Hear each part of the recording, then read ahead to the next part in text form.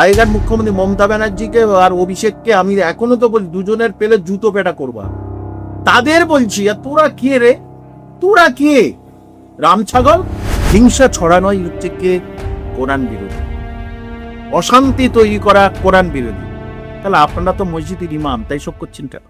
ওদের কি হয়েছে জানি না, হ্যাঁ ওদের মাথা খারাপ হয়ে গেছে। মাথা গরম হোক আর যাই হোক, ওটা শুভেন্দু অধিকারীর পুলিশের ডান্ডা পড়ে।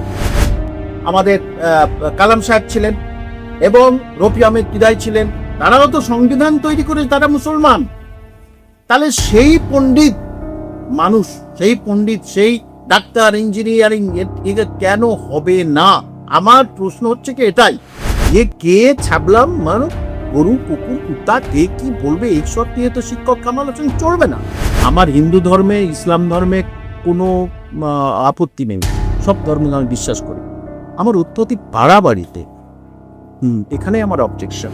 কুকুরগুলো তো খেউ খেউ করবে, এটা আপনি খাও হয়ে গেলে তারপরে, তাই বলে আমি ইমাম সাহেবদের কুকুর বলছি না। তারা সমাজের একটা জায়গা, তারা নামাজ পড়া, কিন্তু ব্যবহারগুলো ঠিক করতে হবে। বাপের বেটা হলে লিখিত দিক বলে দিচ্ছি, আপনার চ্যানেলের মাধ্যমে মাননীয় মুখ্যমন্ত্রীর কাছে চলে গেছে। অবিভক্ত বাংলার প্রথম প্রধানমন্ত্রী, একদম প্রধানমন্ত্রীওয়ালা ফজলুল হক, ওই মাদ্রাসা থেকে বানিয়েছে, ইংরেজরা করেছে। তারা চাকরি করুক, মাথা উঁচু করে দাঁড়া, মুসলমান প্রত্যেকটা পাড়ায় পাড়ায় ঘরে ঘরে চাকরি হোক, যেমন হিন্দু ভাই বোনরা করছে। তাহলে এটা থেকে কেন তাদেরকে বিরত রাখা হচ্ছে? কেন তাদেরকে এই শিক্ষা দেওয়া হচ্ছে না? আমি তো বলছি না যে আরবি পড়বো না, আমি তো স্কুলে সংস্কৃত পড়েছিলাম 7 আর 8, বাড়িতে আরবি পড়েছিলাম। আমরা সংবাদ মাধ্যমে আপনি আমাদেরকে জানিয়েছেন এক চাঞ্চল্যকর তথ্য, যে দক্ষিণ 24 পরগনার ইমাম সাহেবের সভাপতি আপনাকে বাই ল্যাংফোনে থ্রেট করেছে। বিষয়টি নিয়ে কি বলতে চাইবেন? এখন 2 রিসেপশনিস্ট আছে, তা লক্ষ্মী বোন 2 হিন্দু, তাদের হঠাৎ ফোন দুবার আসলো, রামানুজন স্যার আছে, উনি বললেন যে, ওরা বললো নেই, আমি থাকি না, মানে ওরা যেমন বসে থাকে তো মসজিদে, মনে হয় বসে আছে বলে বললো যে, তা বললো যে আগেই মুসলিম বিরোধী কথা বলতে বারণ করবেন, মাদ্রাসা বিরোধী কথা বলতে বারণ করবেন। এরাও জবাব দিয়েছে, আপনার সাহস থাকলে এখানে আসি, লিখিত দিক, বাপের বেটা হলে লিখিত দিক বলে দিচ্ছি, আপনার চ্যানেলের মাধ্যমে মাননীয় মুখ্যমন্ত্রীর কাছে চলে গেছে। এই খবর মাননীয় মুখ্যমন্ত্রীর কাছে চলে গেছে যে মাদ্রাসায়, যে কলকাতা মাদ্রাসা তখন 1781 সালে যখন হয়েছিল, সেখান থেকে কোন পণ্ডিত বানিয়েছিল? আমাদের মীর মোশাররফ হোসেন, বিখ্যাত লেখক এবং অবিভক্ত বাংলার প্রথম প্রধানমন্ত্রী, একদম প্রধানমন্ত্রীওয়ালা ফজলুল হক, ওই মাদ্রাসা থেকে বানিয়েছে, ইংরেজরা করেছে। এখন মাদ্রাসা থেকে কেন ডাক্তার, ইঞ্জিনিয়ারিং বাদ হচ্ছে না? আমার প্রশ্ন একটা।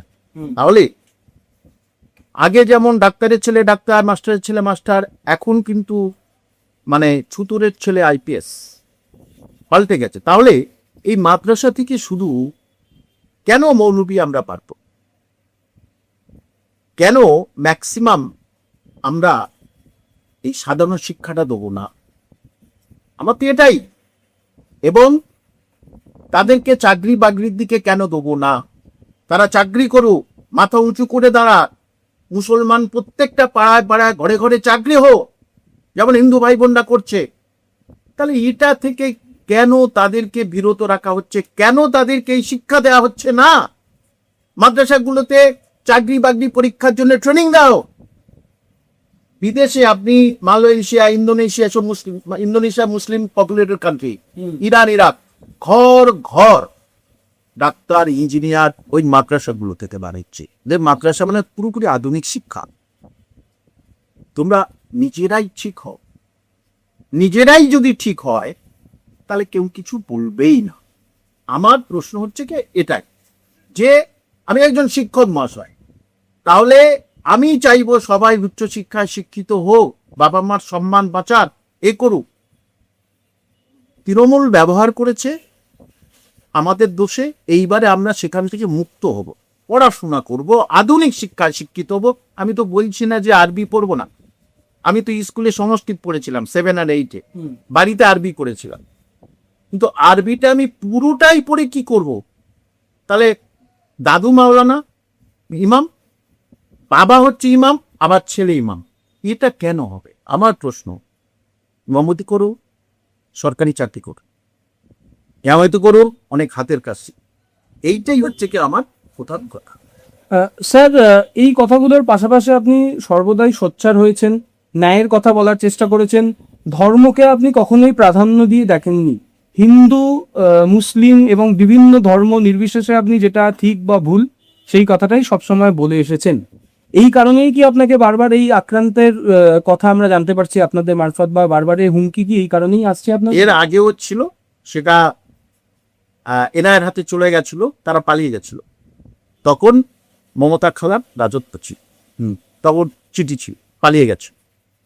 এবার এইটাই কিন্তু আমি যা বলি, আমার হিন্দু ধর্মে, ইসলাম ধর্মে কোনো আপত্তি নেই, সব ধর্মে আমি বিশ্বাস করি। আমার উৎপত্তি বাড়াবাড়িতে, এখানে আমার অবজেকশন। আমি তৈরি করবো, আপনি উপরে দেখুন 100 জন ছেলে মেয়ে পড়ছে, তারা সরকারি চাকরি করবে, সেখানে মুসলিম মহিলা আছে, তারা আমাকে যে প্রায় দিনই বলে অনেক কষ্ট করে প্রতিকূল পরিস্থিতির মধ্যে এখানে পড়তে আসছি, কারণ সরকারি চাকরি কেন করবি, কি জন্য সরকারি চাকরি করবি? তাহলে কেন তারা সরকারি চাকরি করবে না? কেন মুসলিম মহিলারা আদর্শ মা হবে না? মুসলিম মহিলা কেন সোফিয়া কুরেশি হবে না? সোফিয়া কুরেশি তো ভারতের গর্ব, তাহলে কেন সোফিয়া কুরেশি হবে না? এই হচ্ছে যে সংবিধান তৈরি করে তখন আমাদের কালাম সাহেব ছিলেন এবং রফি আহমেদ কিদাই ছিলেন, তারাও তো সংবিধান তৈরি করে, তারা মুসলমান। তাহলে সেই পণ্ডিত মানুষ, সেই পণ্ডিত, সেই ডাক্তার, ইঞ্জিনিয়ারিং কেন হবে না? আমার প্রশ্ন হচ্ছে কি এটাই, যে কে ছাবলাম মানে গরু, কুকুর, কুত্তা, কে কি বলবে, এইসব নিয়ে তো শিক্ষক কামাল হোসেন চলবে না। সুতরাং আমি দেখব, যেমন হিন্দু সমাজের উন্নয়ন হচ্ছে, তারা চাকরি পাচ্ছে, ডক্টর, ইঞ্জিনিয়ার এইসব হচ্ছে, মুসলিম সমাজে হচ্ছে না তা না, হচ্ছে, কিন্তু মাদ্রাসাগুলোতে কেন হচ্ছে না? আমার প্রশ্ন হচ্ছে কে? তাহলে এইটার আমার অবজেকশন, এইটাই। ওদের কি হয়েছে জানি না, ওদের মাথা খারাপ হয়ে গেছে, মাথা গরম হোক আর যাই হোক, ওটা শুভেন্দু অধিকারীর পুলিশের ডান্ডা পড়লে বুঝে। আপনি কি বার্তা দেবেন তাদের উদ্দেশ্যে? যে মাথা ঠান্ডা করুন, ইসলামে পরিষ্কার করে তাদের বলছি, রাগটা হচ্ছে হারাম, হিংসা ছড়ানোই হচ্ছে কে কোরআন বিরোধী, অশান্তি তৈরি করা কোরআন বিরোধী। তাহলে আপনারা তো মসজিদের ইমাম, তাই সব করছেন কেন? তো সব করছেন কেন? সরাসরি বসুন, আসুন, পেছনে বলছেন কেন? মুখ্যমন্ত্রী, এই আগেকার মুখ্যমন্ত্রী মমতা ব্যানার্জিকে আর অভিষেককে আমি এখনো তো বলি, দুজনের পেলে জুতো পেটা করবা। তাদের বলছি, আর তোরা কে রে? তোরা কে? রাম ছাগল, আমার সঙ্গে পাঙ্গা নিচ্ছিস? আমি তো তোদের সঙ্গে পাঙ্গা নিই না। পাঙ্গা নেবো জ্ঞানী ব্যক্তির সঙ্গে, পাঙ্গা নেবো যে তার সঙ্গে জ্ঞান কত আছে, তাদের সঙ্গে আমি ডিবেটে বলবো, তোদের সঙ্গে আমি পাঙ্গা নিতে যাব? সেই জন্য বললাম যে ভদ্র নম্র হোক। অলরেডি চলে গেছে কিন্তু, এবং এটা এই সরকারের হাত দিয়ে সেন্ট্রালে চলে গেছে, বলে না। এরপরও কি তারা চুপ থাকবে বলে মনে করছেন? কুকুরগুলো তো কেউ করবে, এটা আপনি খাও হয়ে গেলে তারপরে কিন্তু, তাই বলে আমি ইমাম সাহেবদের কুকুর বলছি না, তারা সমাজের একটা জায়গা, তারা নামাজ পড়া, কিন্তু ব্যবহারগুলো ঠিক করতে হবে। আমি যেখানে যা বলি, আপনাদের এখানে যা বলেছি, এই যুক্তি দিয়ে বলি, কোনো ধর্মে, ইসলামে আমার কোনো অসুবিধা, ইসলাম ধর্ম রেসপেক্ট করে, সবাই করে, আমিও করি, কিন্তু বাড়াবাড়ি কেন? এখানে ক্যারিয়ার তৈরি হচ্ছে কই? এখানে মেয়েরা তারা বাইরে বার হয়ে তারা চাকরি বাকরি করছে কই? তবে তো সেই গ্রাম, সেই মুসলিম গ্রামে কিন্তু পর পর পর পর শিক্ষিত ছেলে মেয়ে হবে, তারাও চাকরিও করবে। এটাই তো আমার কথা, এবং তাদের বার্তা যে আমার বার্তা তাদের প্রতি, আপনারা মাদ্রাসা থাকবে, কেন থাকবে না, কিন্তু সেখানে আধুনিক শিক্ষা দিয়ে তাদেরকে ডক্টর, ইঞ্জিনিয়ারিং, এইসব সায়েন্টিস্ট এইসব হোক, তবে তো হিন্দু সমাজ উঠছে, মুসলমান সমাজ উঠবে, তবে তো রাজ্যের উন্নয়ন হবে, গ্রামের উন্নয়ন হবে, দেশের উন্নয়ন হবে, এটাই কথা।